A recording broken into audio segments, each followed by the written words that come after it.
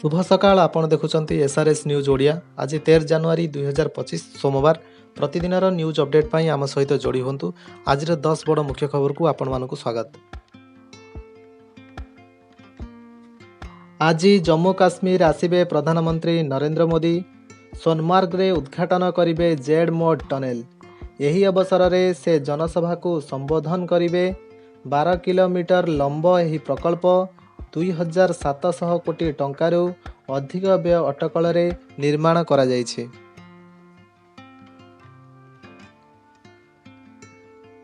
आजिर बड़ खबर कुंभ मेला पाई गड़िब 7 special train. पूर्वतट रेलपथ पक्षरु Kumbh Mela पाई 7टी स्वतंत्र ट्रेन चलिब नै घोषणा करिछि रेल विभाग।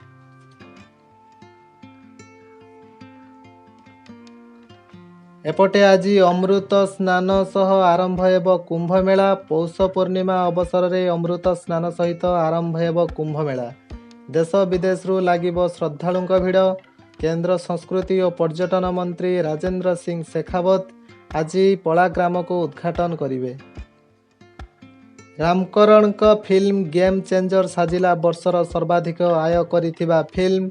यह मूलतः तेलुगु और हिंदी समेत अन्य केतेक भारतीय भाषा रे मुक्तिलाभ करिछि।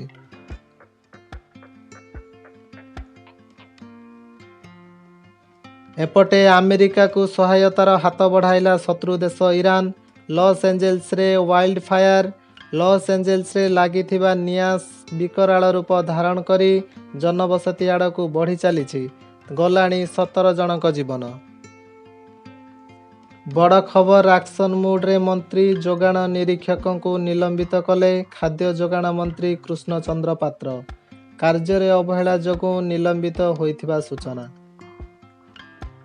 आजिठु अर्थात 13 जनवरी रु 22 जनवरी जाए जनसाधारण पाई खोला जीव राजभवन उद्यान। सुंदर परिवेश सुंदर मनोरम दृश्य को करिवे उपभोग। शीतरे थरुची ओडिशा कलबल करुछि कुहुड़ी। 10 जिला को सतर्क सूचना। आगामी 2 दिन रे सर्वनिम्न तापमात्रा 2 रु 4 डिग्री को ह्रास पाइबो। डेली न्यूज अपडेट पाई आम सह जोड़ी हुंतु। चैनल को सब्सक्राइब करंतु।